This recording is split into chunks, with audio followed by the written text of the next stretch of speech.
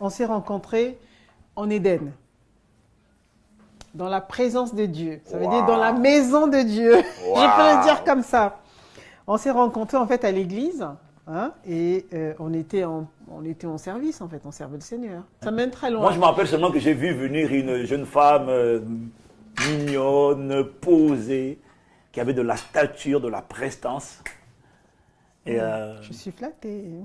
Ah, on était des jeunes. Pieux. Voilà, c'est ça. Des jeunes motivés, aimant le Seigneur. On était en plein service, on servait le Seigneur, c'est vrai. Et on s'est rencontrés dans l'église. Mais il faut quand même dire aux jeunes qui nous écoutent, hein, nous on s'est rencontrés, mais il n'y avait pas de convoitise. C'était la piété, la crainte de Dieu. Et elle était bien quand même. Ma femme, déjà, elle était très bien, franchement. Béni Dieu. Hein? Béni Dieu. Toi, tu étais bien aussi, mais tu étais un peu... J'étais un radical. Voilà, on va dire ça. Tu as parlé d'un épisode là où j'étais... C'est ça, où bah je oui, t'avais dit, c'est quoi oui, que ça veut dire, en bah, fait, je m'en souviendrai toujours. Je m'en souviendrai toujours. Alors, c'est vrai que tu étais le Les jeunes responsable. prenez-en de la graine, hein. Écoutez bien. Alors, à l'église, nous, on avait un groupe de jeunes. Enfin, on avait qu'on appelle l'église de maison. On se retrouvait une fois par semaine.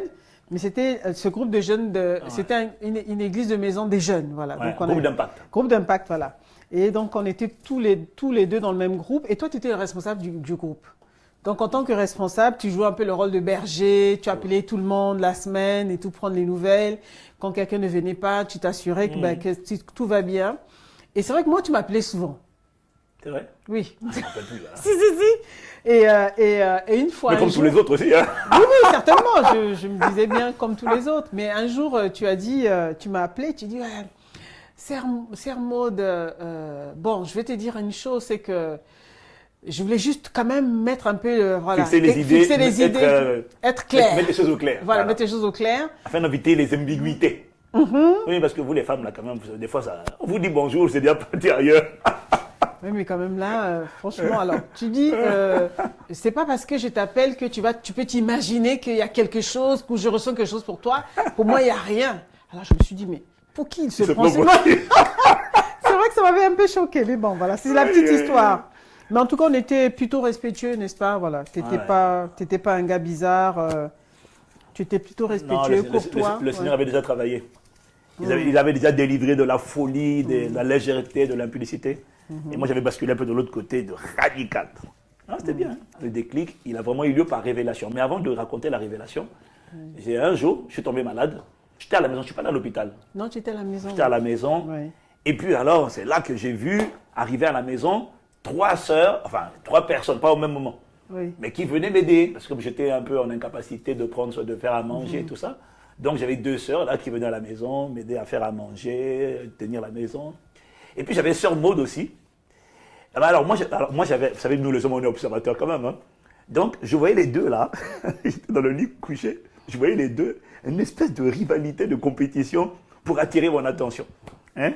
Et ce qui m'avait interpellé avec ma femme, c'est que quand elle arrive, elle voit qu'il y a les 2 autres sœurs qui sont là, elles essaient de marquer leur territoire, de se montrer qu'elles sont utiles. Elle arrive, elle voit les 2 autres, elle dit je reviendrai plus tard. Et puis moi je dis mais non, il faut rester, rentre dans la compétition, je vais voir comment tu te bats toi aussi.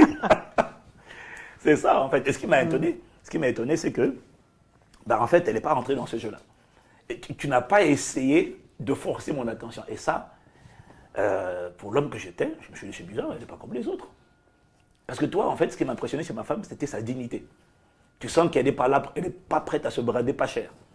Elle n'est pas prête à se déguiser pour essayer de... Voilà, moi ça m'a interpellé. Je me suis dit, Ah, ouais. mais dis donc, mais elle a de la... Alors, c'est vrai que moi, j'étais loin. Alors, en tant que femme, effectivement, quand tu vois, il y en a qui, 2 femmes en train de se marcher dessus. Les 2 autres, je sentais qu'elles essayaient d'attirer mon attention. Mais ma femme, tout ce qui m'a touché chez toi, c'est que tu n'essayais pas d'attirer mon attention. Tu étais sympathique, disponible, et tu essayais de m'aider et, Oui. de rendre service. Tu vois, tu n'essayais pas. Alors que je suis sûr qu'il y avait d'autres pensées quand même. Hein. Parce qu'à l'époque, je fus mignon quand même, n'oublie pas. Oui, non, je ne vais pas dire le contraire. Merci, hein. alléluia. Oui. Ah. Et non, ça m'a touché. Et donc, je me rappelle une fois, tu m'as accompagné à l'hôpital, Oui, on oui. est revenu, et puis tu as voulu rentrer chez toi quand tu as vu les 2 autres. J'ai dit, mais non, tu peux rester un peu. Elle a dit, non, non, non, je reviendrai plus tard, je reviendrai plus tard. Je me suis dit, waouh. Et maintenant, c'est là que je dors. Et le lendemain, quand je me réveille, et puis j'ai entendu mon témoignage intérieur. Ouais, je ne dis même pas Dieu, je dis mon témoignage intérieur. Puis mon témoignage intérieur m'a dit, mais est-ce que tu as remarqué cette femme-là? Regarde son caractère. Est-ce que ce n'est pas le genre de femme que tu attends? Regarde sa prestance, regarde sa dignité, regarde sa tenue, sa sobriété, sa douceur. Et puis moi, je répondais à cette voix intérieure, je dis non, c'est pas ce que j'attends. Hein? Non, pas particulièrement. Mais regarde comment... Et c'est vrai que quand j'écoutais mon témoignage intérieur, et puis je me disais, mais c'est vrai que... En fait, elle a tout pour être le genre de femme dont je rêvais. Sauf que tu avais des handicaps. Le premier, c'est que tu ne parlais pas couramment anglais. Ouais, non, mais... Des handicaps, parce que tu avais une liste, en fait. Ah oui, j'avais des préjugés. Des préjugés, tu avais une liste de critères, que tu écrivais des choses. Comme tout le monde, hein. Ok. Hein? Et c'est là que tu vois comment ça peut piéger les gens quand même. Hein. Parce que moi, j'avais des critères charnels. Là. Je me disais, il faut que ma femme parle couramment anglais. Je parle anglais aujourd'hui un peu, non? Alléluia. Et puis je me disais aussi, on a toujours des vieux clichés comme ça. Il faut que ma femme soit une guerrière de prière. Ah, une guerrière. Alors, franchement, mais je disais ça avec un préjugé parce que finalement, en regardant en arrière, toi, tu es une femme de prière. Mais sauf que moi, quand je disais une guerrière de prière, je voulais une femme quand elle prie, là, tu sais. Enfin, voilà, elle bouge, là, que les murs bougent dans la maison. Oh, ma femme, quand elle prie, c'est la douceur. Des fois, j'ai envie de dire, mais crie un peu. Tu vois, et donc, ça, c'était les différents trucs. Mais après, le Seigneur a vite gommé ça quand même, parce que la vérité, c'est que quand je regardais, je me disais quand même, non, même si elle n'a pas tout ça là, hein, en vérité, c'est quand même, en termes de prestance, en termes de... Oh, cette femme, elle est... Voilà. Ça m'a touché quand même. En fait, tu m'avais raconté aussi un peu, parce que ce qui t'avait surpris, c'est que tu as eu comme une forme de conversation avec le Seigneur. Oui, c'est ça la révélation. Ça. Non, tu sais, c'est pour pas que les gens disent, moi aussi j'ai entendu une voix. Ouais. Parce qu'il y a des gens, ils entendent des voix que lorsque c'est pour le mariage, et puis ils n'entendent pas Dieu leur dire, va en mission. Tu vois, donc c'est pour ça que je suis prudent avec l'histoire des voix. Mais sinon, c'est vrai que moi, c'était quand même... Je priais beaucoup. Je ne priais pas d'ailleurs pour le mariage, en fait. Hein. Je ne priais pas pour le mariage, moi. Je priais pour la communion avec le Saint-Esprit. Et c'est dans cette communion-là que le Saint-Esprit m'a dit, regarde cette femme. Mais sinon, ce n'était pas mon sujet de prière, quoi. Tu vois.